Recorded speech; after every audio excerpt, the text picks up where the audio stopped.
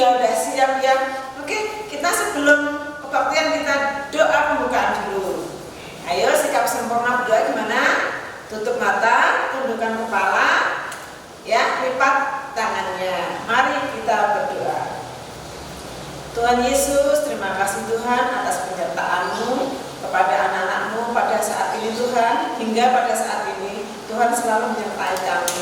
Terima kasih karena Tuhan sudah membangunkan kami dari tidur kami semalam, dan kami boleh bersama-sama mengikuti kebaktian anak pada pagi hari ini. Tuhan berkati kami semua Tuhan, dari awal, pertengahan hingga akhir nanti, hanya dalam penyertaan-Mu Tuhan. Di dalam nama Tuhan Yesus kami berdoa dan mengucap syukur. Terima kasih Tuhan. Amin. Iya. Oke adik-adik, kita harus tetap semangat. Kita menjalani hidup ini dengan penuh semangat dan selalu di dalam pertolongan Tuhan. Kita walaupun situasi seperti ini, ada COVID-19, ada Gunung Merapi ya, tapi kita tetap percaya bahwa Tuhan selalu beserta kita dalam menjalani kehidupan ini. Kita nyanyi Jalan Serta Yesus. Mari Mas Yuda.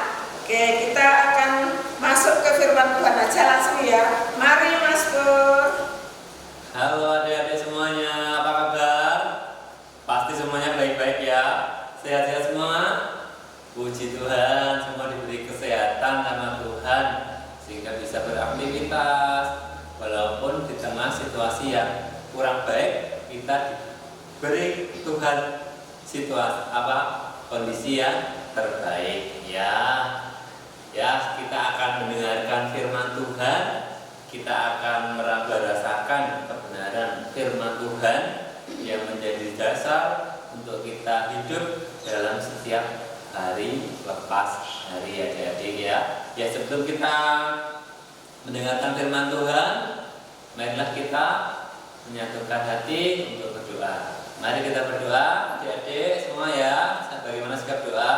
Lipat tangan, tutup mata, kita berdoa. Tuhan Yesus, Tuhan yang begitu baik dalam hidup kami, terima kasih kalau pada saat ini Engkau boleh berikan kesempatan kami untuk mendengarkan kebenaran firman-Mu. Buka hati kami ya Tuhan, sehingga kami dapat dengan mudah menerima firman-Mu dan kami dapat melakukan di dalam kehidupan kami hari lepas hari untuk selanjutnya menjadi pegangan hidup kami ya Tuhan. Di dalam nama Tuhan Yesus kami berdoa. Amin. Ya, adik-adik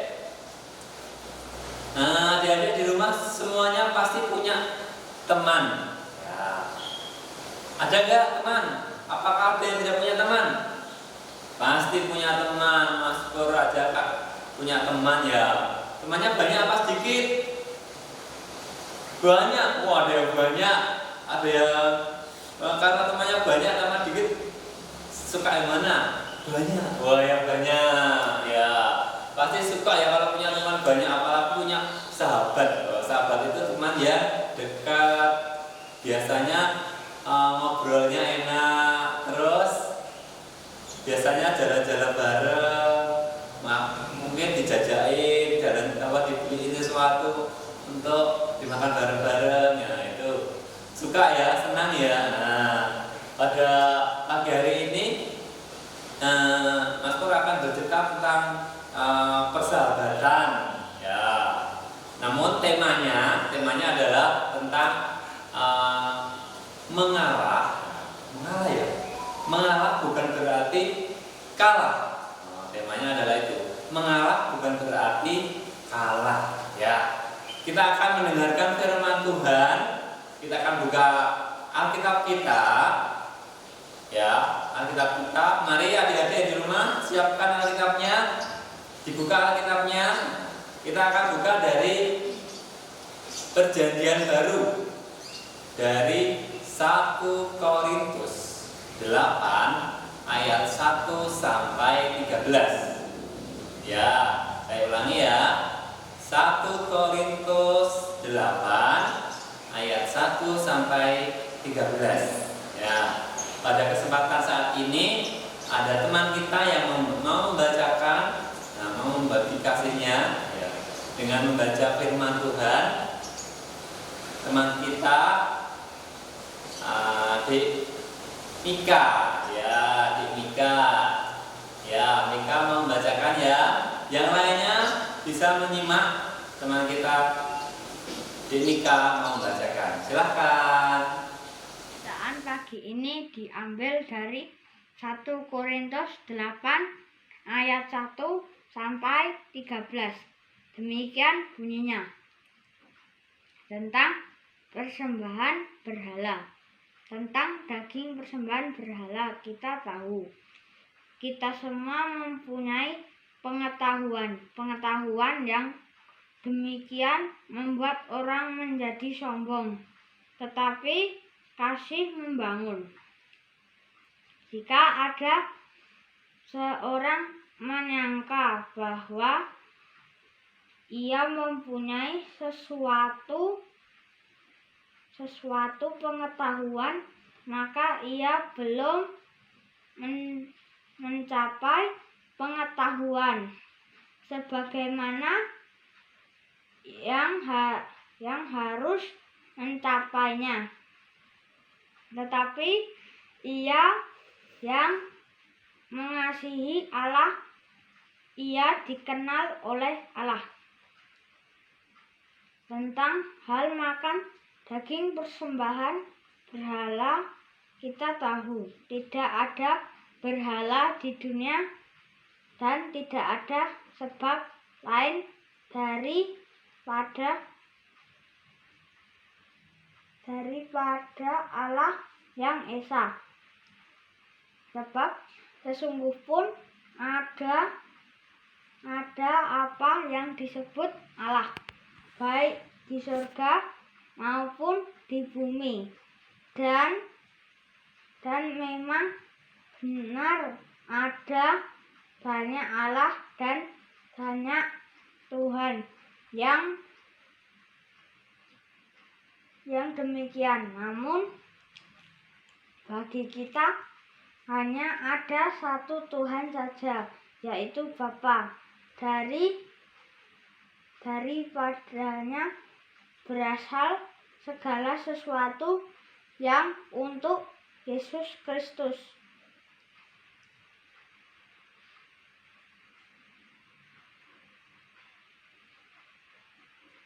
yang olehnya segala sesuatu telah dijadikan dan karena Dia kita hidup. Tetapi bukan semua orang yang mempunyai pengetahuan itu. Ada orang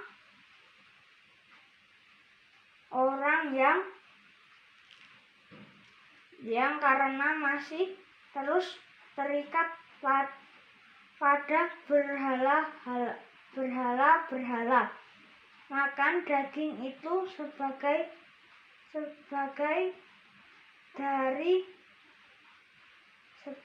daging persembahan berhala, dan boleh karena hati nurani mereka lemah. Hati nurani mereka itu dinodai olehnya. Makanan tidak membawa kita lebih dekat kepada Allah. Kita tidak rugi apa-apa kalau kita makan, dan tidak untung apa-apa kalau kita makan. Tetapi jagalah supaya kebebasanmu ini jangan menjadi batu sandungan bagi mereka yang lemah. Karena apabila orang melihat engkau yang mempunyai pengetahuan sedang duduk makan di kuil berhala, bukankah orang lemah hati nuraninya itu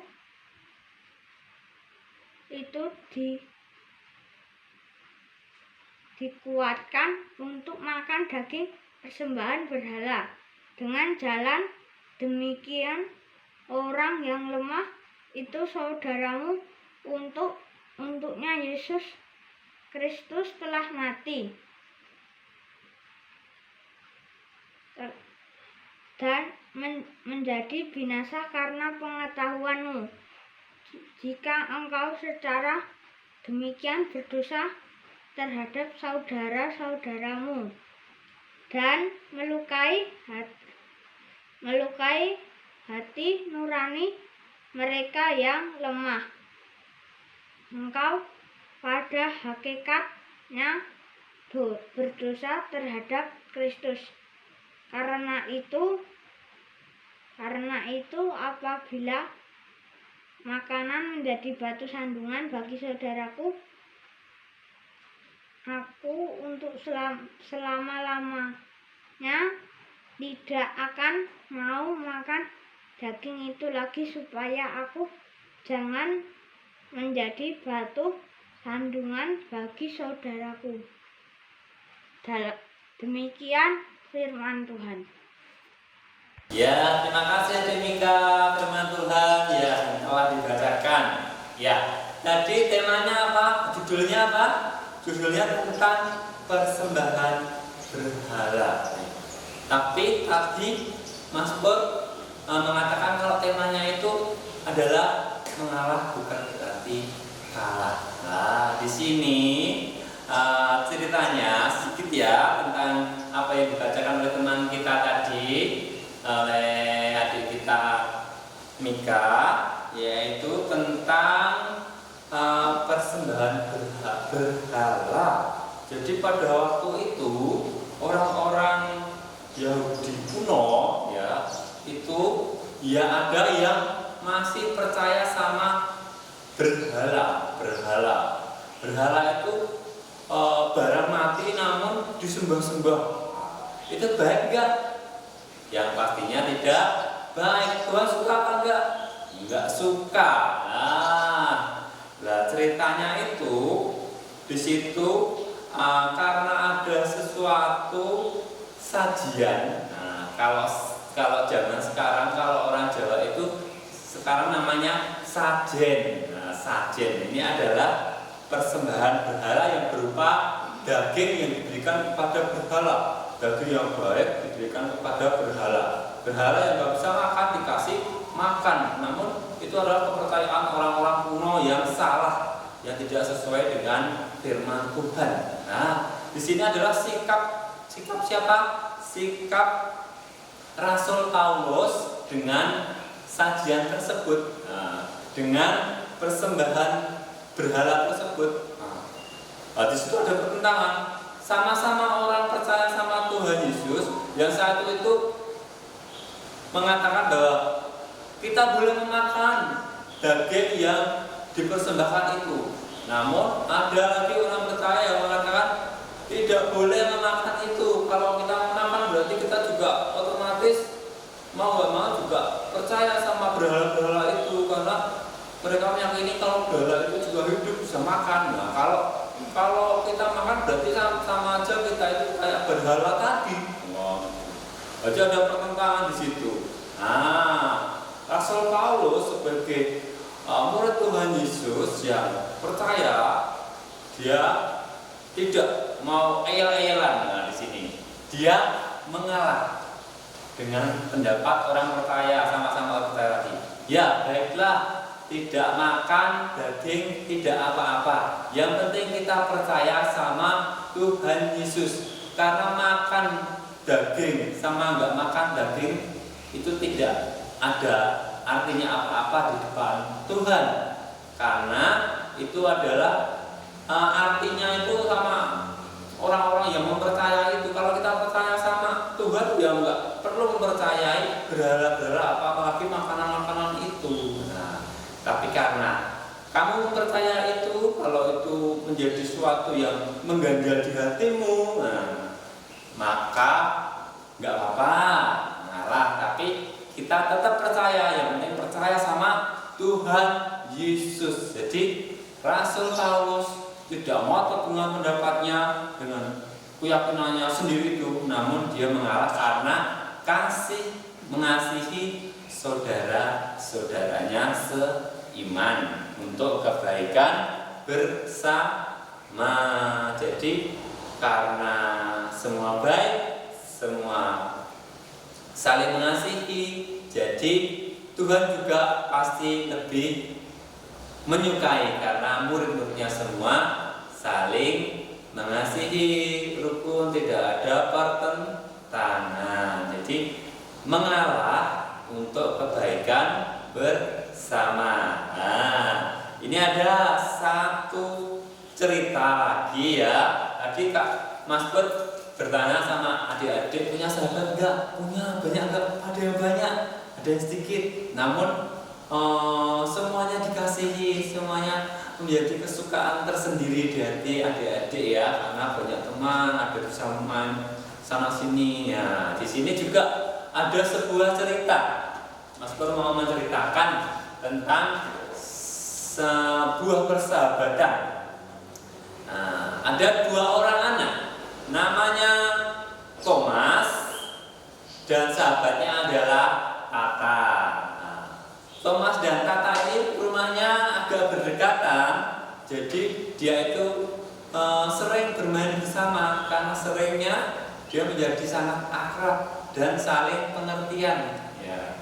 pokoknya suka kalau kemana-mana di situ ada Tata, ada Thomas. Ya, dia sahabat dari kecil. Nah, suatu hari pada waktu Thomas lagi di depan rumah, tiba-tiba datanglah Tata. Lalu Tata itu diam aja. Thomas lalu lihat, temanku Tata itu kenapa ya? Kok kayaknya langkahnya itu gontai gitu ya, wajahnya murung sedih. Lalu dia menyapa, "Hai Tata, kamu kenapa sih? Kok wajahnya murung, kayak sedih sekali? Kamu kehilangan apa toh? Kamu kenapa toh? Sakit ya? Atau kenapa?" Lalu Tata menjawab, sepedaku rusak. Jadi aku kesini cuma jalan kaki. Biasanya naik sepeda. Aku seneng naik sepeda. Ya kenapa kau rusak? Nah itu sepedaku udah tua. Ya. Udah diperbaiki sama ayah, tapi rusak lagi. Jadi aku nggak bisa naik sepeda. Oh masalahnya itu. Kebetulan nih, besok minggu depan kata Pak RT kita itu mau ada perlombaan di kelurahan. Lomba apa? Tanya lomba lari. Nah, kita kan kalau masalah lari-lari kan kita biasa ya. Nah, bagaimana kalau kita ikut lomba lari? Hadiahnya tahu nggak? Hadiahnya adalah sepeda. Wah, Papa senang sekali. Wah, yes, sepeda ya. Kalau aku bisa menang, pasti aku dapat sepeda baru. Nah gitu ya, Tata bersuka cita karena ada kesempatan untuk mendapatkan sepeda baru. Lalu dia mengajak, Thomas, mulai besok sampai minggu depan pas perlombaan, mari kita tiap hari berlatih ya kelas. Pagi, siang, sore kita latihan lari ya. Oke, siapa takut ya. Singkat cerita ya, mereka tiap hari berlatih berlari karena saking pentingnya hadiah utama yaitu sepeda. Terutama siapa? Thomas juga karena sahabatnya juga selalu menemani ya. Tapi Thomas ternyata khawatir pada waktu sudah malam hari. Kayaknya temanku Tata ini terlalu bersemangat. Jadi dia itu tidak memperhatikan kesehatannya ini ya. Makanya kayaknya lupa. Terus nanti gimana itu nanti kalau pas hari H malah nggak bisa berlari dengan kekuatan terbaiknya karena mungkin dia itu kecapean. Nah, singkat cerita, pada waktu hari H, apa yang dikhawatirkan oleh Thomas ternyata kejadian adik-adik ya. Tata itu datang perlombaan pagi-pagi, wajahnya itu kurang ceria. Kayaknya itu dia agak sakit ya. Lalu Thomas tanya, kamu kenapa? Aku demam ya temanku Thomas. Kenapa? Tadi malam aku gak bisa tidur gitu. Oh, kamu capean ya. Iya sih gitu. Tapi gak apa-apa, aku semangat. Yang penting aku menang, mau dapat sepeda. Lalu mereka bersama-sama menyiapkan diri. Peluit di tiup. Satu, dua, tiga, dia start. Wah, langsung lari tancap gas siapa? Tata sama Thomas mau kencang sekali mereka ya. Saat semuanya dia itu sampai meninggalkan pelari-pelari yang lain itu agak jauh ya. Wah, terus lari. Terus hampir ke finish itu sudah 3/4 perjalanan itu tiba-tiba Tata itu kelihatan kecapean. Dia itu sudah berkurang tenaganya. Nah, Thomas dia itu karena sehat, dia juga berlari kencang juga. Nah, akhirnya menyalip siapa? Tata. Menyalip disalip. Gitu loh. Aduh, itu temanku Tata itu kecapean kayaknya. Aku harus berusaha lebih kencang lagi supaya nanti hadiahnya itu aku dapatkan terus aku kasihkan sama Tata. Waduh, udah agak jauh gitu dia menoleh ke belakang. Ternyata Tata itu masih berlari dengan semangatnya walaupun dia sudah kehabisan tenaga.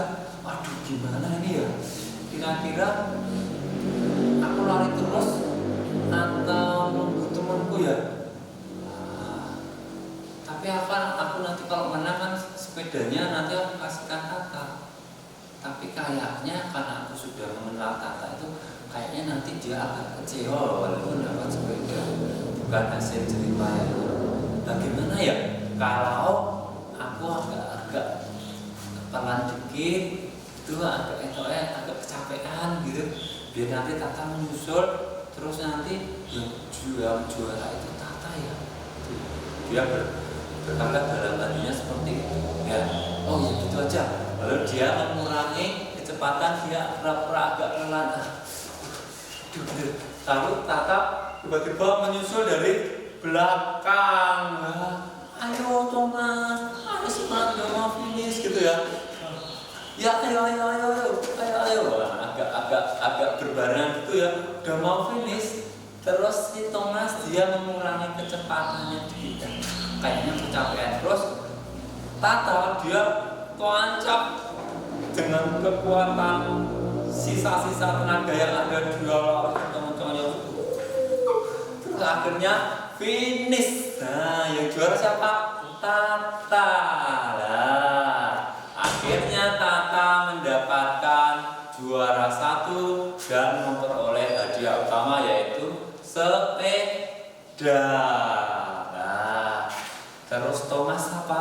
Dia sangat bersukacita walaupun dia tidak mendapatkan hadiah utama, walaupun dia nomor 2, dia mengalah, tapi dia bersukacita karena sahabatnya itu mendapatkan kemenangan dan dia mendapatkan sesuatu yang dia inginkan. Jadi di sini apa ceritanya?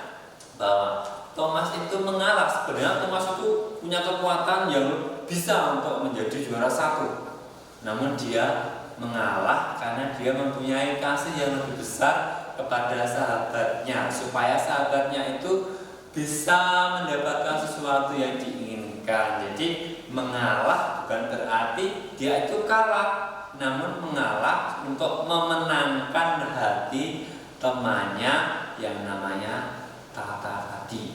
Ya, di sini adik-adik, ya, untuk pelajaran kita semuanya, ya adik-adik yang di rumah, pasti kalau suruh mengalah itu sulit ya kadang-kadang ya, apalagi yang kakak untuk mengalah sama adiknya yang lebih lemah.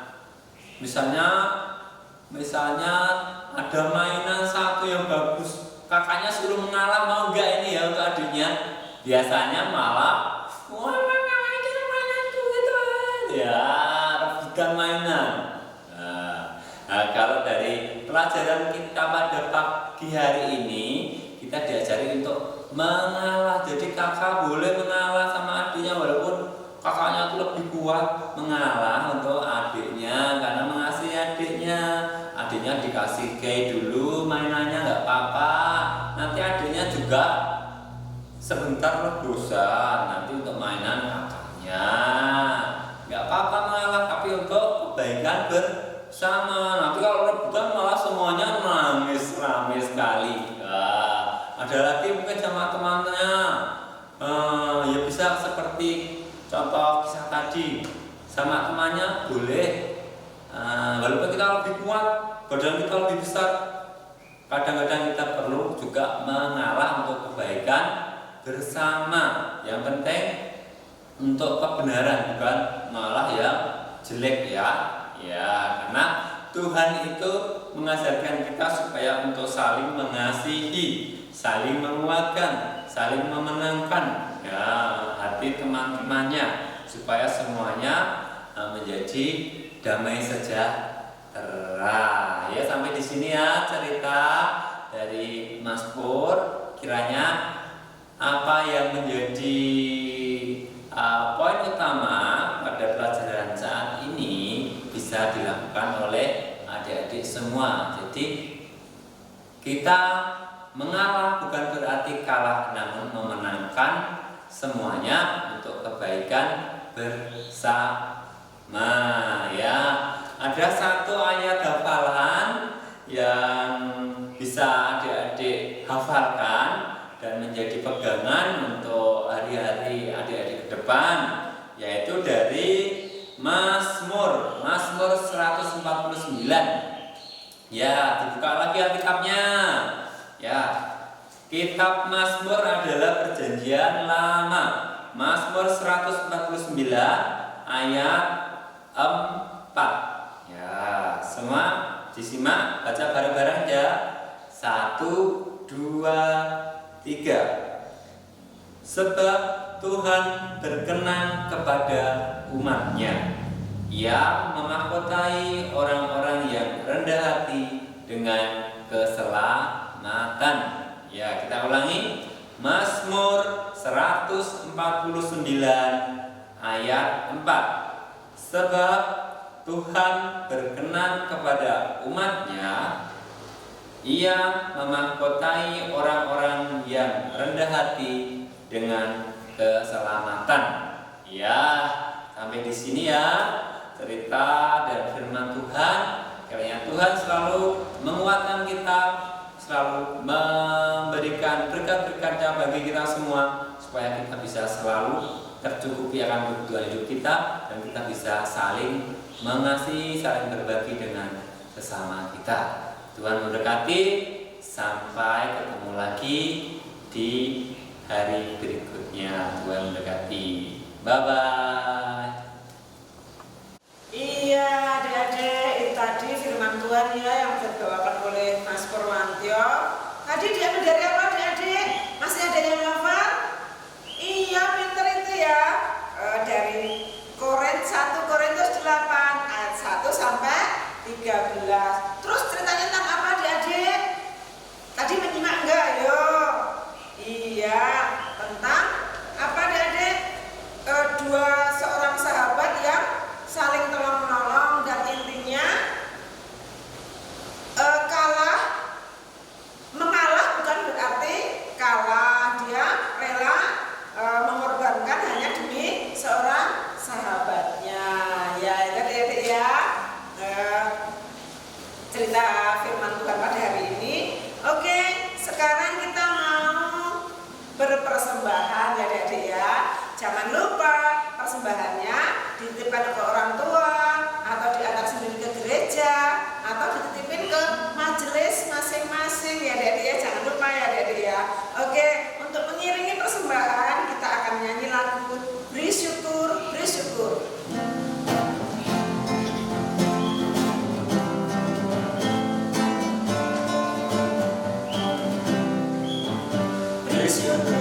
Bersyukur, bila syukur, bersyukur, susah ataupun senang.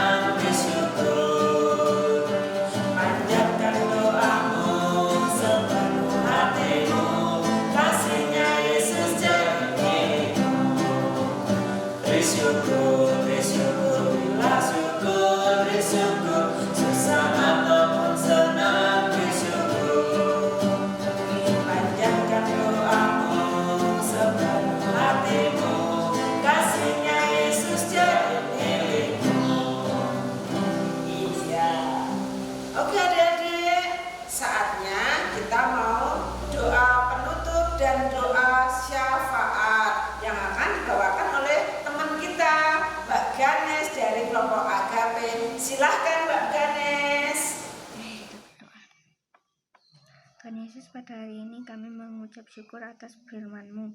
Biarkanlah firman-Mu menjadi kekuatan buat kami untuk tetap dapat selalu bersyukur kepadamu. Buat sekolah kami, kiranya Tuhan berikan bimbingan agar kami dapat belajar dengan baik. Buat orang tua kami, Tuhan kiranya memberikan kesehatan dan kelancaran dalam usahanya. Terima kasih Tuhan Yesus atas berkat kesehatan yang kami terima. Sebentar lagi kami anak-anak sekolah minggu akan pulang ke rumah masing-masing. Sertai kami agar selamat sampai di rumah.